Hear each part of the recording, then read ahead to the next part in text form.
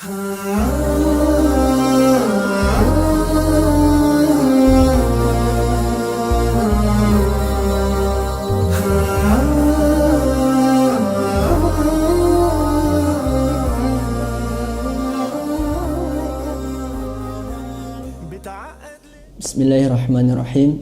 Assalamualaikum warahmatullahi wabarakatuh.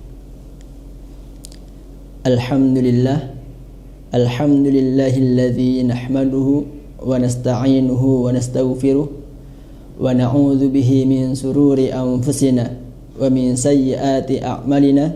May yahdihillahu fala mudilla lahu wa may yudlilhu fala hadiya lahu.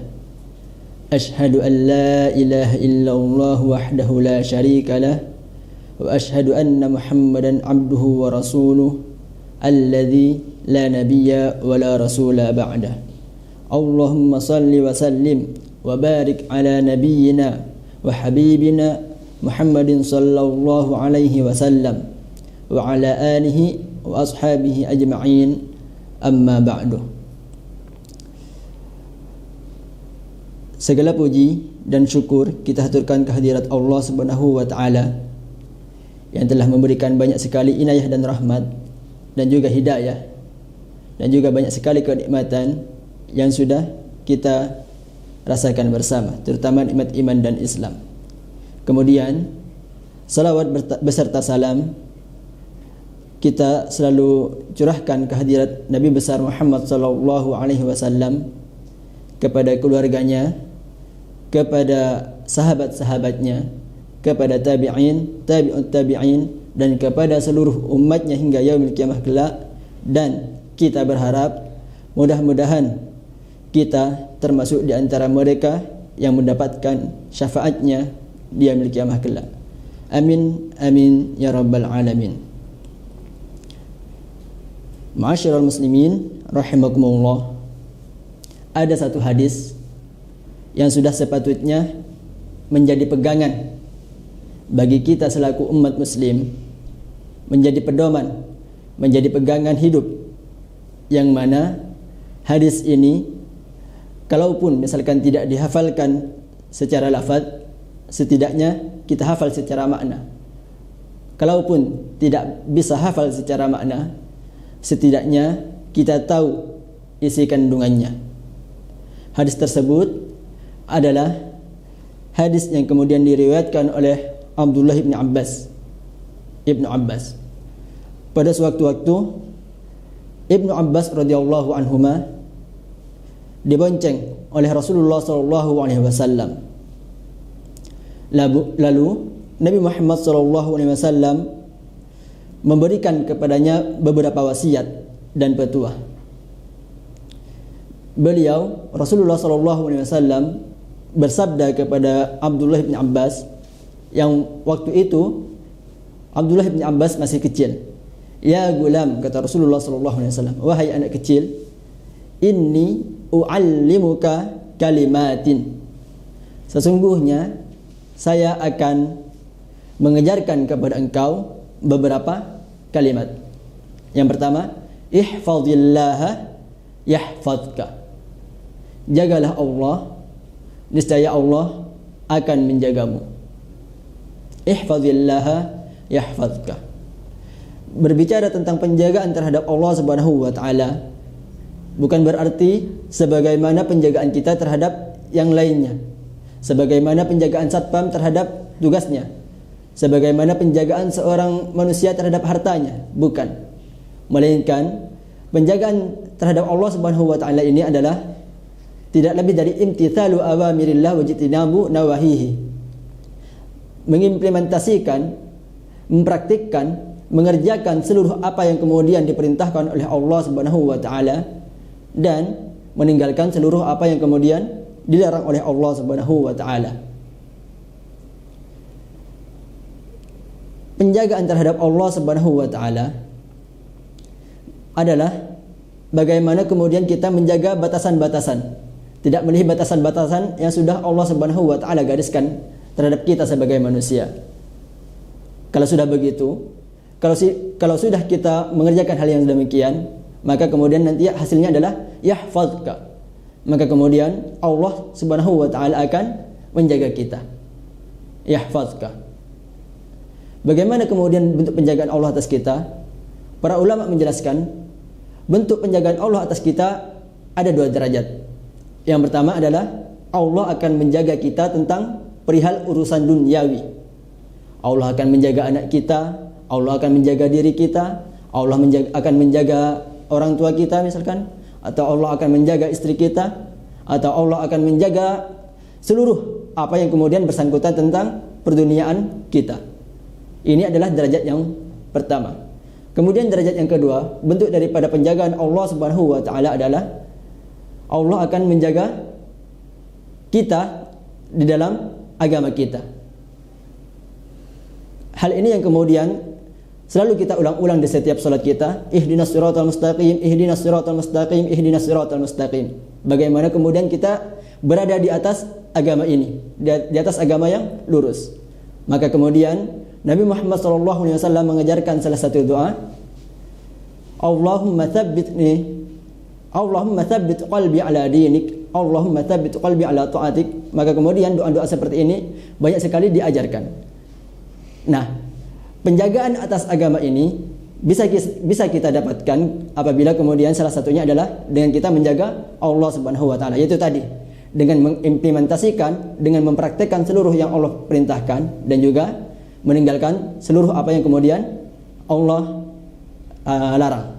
Terus kemudian kalimat yang kedua adalah ihfazillaha tajidhu tujahak. Jagalah Allah, maka kemudian engkau akan mendapati Allah berada di hadapanmu. Maksudnya adalah ketika kemudian kita berusaha untuk menjaga Allah, berusaha untuk mentaati seluruh perintah Allah, berusaha untuk meninggalkan seluruh yang Allah larang, maka kemudian kita akan mendapati Allah selalu membimbing kita di hadapan kita. Ketika kita dalam kesusahan, Allah akan datangkan jalan keluar, Allah akan datangkan kemudahan, dan begitu seterusnya. Ihfazillaha tajidhu tujahak. Wa idza sa'alta, dan apabila engkau kemudian nanti mau meminta pertolongan, wa idza sa'alta fas'alillah, maka minta pertolonganlah kepada Allah. Meminta pertolongan kepada Allah. Maka hindari kemudian daripada kebiasaan meminta-minta kepada sesama. Meminta-minta boleh, tapi dalam kadarnya. Meminta-minta dalam artian hanya sekedar meminta tolong dalam hal yang mubah-mubah. Bukan berarti kita kemudian ketika butuh sesuatu selalu menggantungkan semuanya kepada manusia, maka hal-hal seperti ini harus dihindarkan. Makanya kemudian kata Nabi, wa idza sa'alta fas'alillah. Apabila engkau punya suatu hajat, maka mintalah kepada Allah Subhanahu wa taala. Kemudian yang selanjutnya adalah wa idza sta'anta fasta'in billah. Dan apabila engkau mau memohon pertolongan, maka mohon pertolonganlah kepada Allah Subhanahu wa taala. Sama, meminta pertolongan, maka kemudian meminta pertolongan kepada Allah. Meminta bantuan juga meminta bantuan kepada Allah Subhanahu wa taala. Iyyaka na'budu wa iyyaka nasta'in. Ayat yang selalu kita ulang-ulang di setiap rakaat salat kita.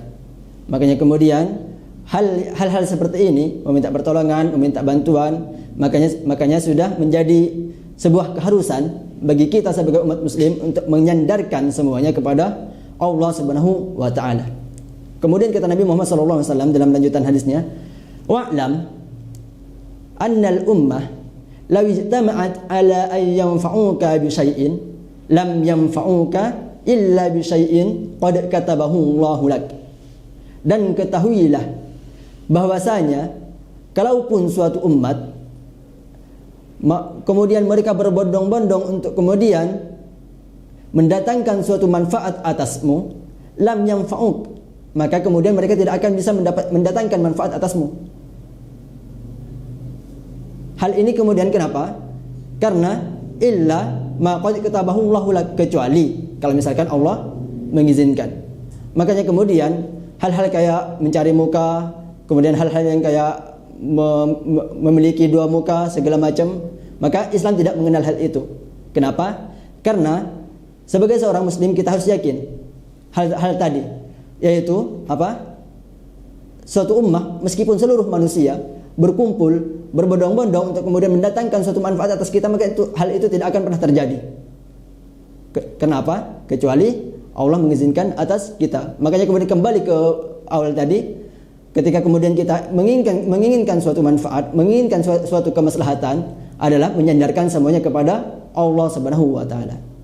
Walau ijtama'u, kata Nabi sallallahu alaihi wasallam dalam lanjutan hadisnya, walau ijtama'u ala ayyadurruka bi syai'in, dan kalaupun mereka berkumpul untuk kemudian mendatangkan suatu mudarat atasmu, lam yadurruk, maka kemudian mereka tidak akan bisa mendatangkan mudarat atasmu, illa bi syai'in qad katabahu Allahu lak, illa bi syai'in qad katabahu Allahu alaik, kecuali dengan sesuatu yang kemudian sudah Allah tetapkan atas kamu atau atas kita. Makanya ini kaidahnya sama seperti yang sebelumnya. Yang sebelumnya kita yakin bahwasanya segala kemaslahatan, segala kebaikan, segala kemudian kemudahan, hal itu semuanya atas izin Allah Subhanahu wa taala. Adapun manusia hanyalah perantara, atau adapun yang lain-lainnya hanyalah perantara. Begitu juga halnya dengan kemudaratan, kesulitan, kesusahan. Makanya tidak perlu gundah, tidak perlu bersedih hati kalau misalkan kemudian ada orang yang suka mengancam, ada orang yang kemudian suka mencibir, ada orang yang kemudian suka menjelek-jelekkan dan seterusnya. Mereka melakukan hal tersebut, maka hal itu sama sekali tidak akan mendatangkan kemudaratan sama sekali, illa ma qad katabahu Allahu alaik, kecuali kemudian ketika Allah sudah mengizinkan. Makanya sekali lagi, sandarkan semuanya atas kita. Rufi'atil aqlam wa jaffatis suhuf. Kenapa? Karena sesungguhnya pena-pena telah diangkat dan telah mengering. Makanya kemudian di dalam hadis ini Nabi SAW memberikan untayan-untayan kalimat penting tadi untuk kemudian disandarkan oleh Ibnu Abbas, dijadikan sandaran oleh Ibnu Abbas yang saat itu masih kecil. Makanya kemudian sudah menjadi keharusan bagi kita yang kemudian menjadikan hadis ini sebagai pegangan juga, menjadi pegangan sehari-hari. Bagaimana kemudian kita menjaga Allah, bagaimana kemudian kita meminta pertolongan, meminta bantuan, dan bagaimana kemudian kita meyakini apa yang kemudian akan terjadi atas kita di selanjutnya. Percaya akan qada dan qadar, baik yang baik maupun yang buruk. Tayyib, ini yang bisa saya sampaikan. Wabillahi taufiq wal hidayah. Wassalamualaikum warahmatullahi wabarakatuh.